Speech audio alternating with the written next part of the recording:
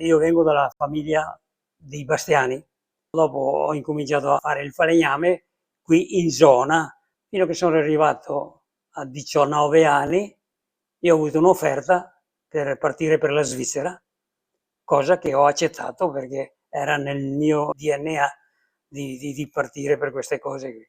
Ho avuto la fortuna di entrare su una falegnameria che era molto stimata e mi hanno fatto fare anche degli studi di disegno, così. Dopo 4 anni ho finito quel discorso con la Svizzera, sono partito per il Ghana.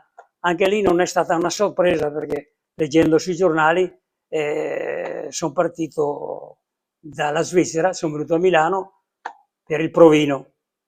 Il provino che eravamo in tanti, però io sono stato fortunato che tra i tutti io sono stato proprio uno di quelli scelti. E dopo questo esame mi hanno detto vai pure tranquillo che fra un mese ti chiamiamo. Ok, detto, fatto. Dopo un mese mi è arrivata la lettera e sono partito per il Ghana.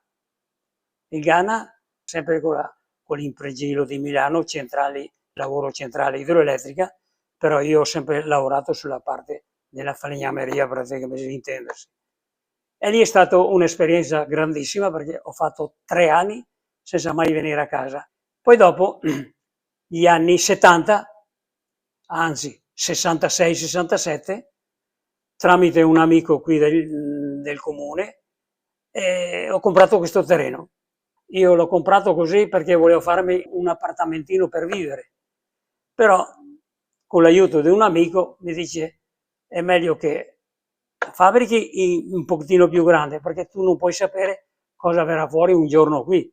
Ti parlo che qui a quell'epoca non c'era quasi niente. E così ho accettato, ho preso questo terreno, ma ho continuato a andare sul mio lavoro. Nel 68-69 abbiamo cominciato a costruire qui.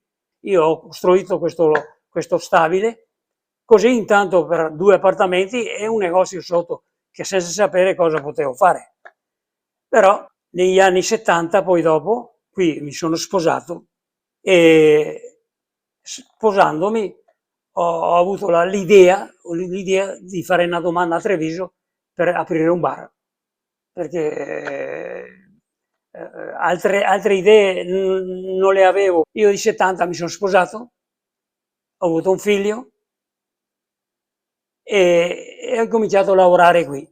Nel frattempo la ditta di Milano, che già mi conoscevano, mi hanno chiamato e io sono andato a Milano per vedere la situazione, visto il contratto che mi hanno fatto e tutto, ho accettato, sono venuto a casa qui, ho lasciato mia moglie qui con i figli e con il lavoro del bar e sono partito per il Pakistan e lì ho fatto 2 anni.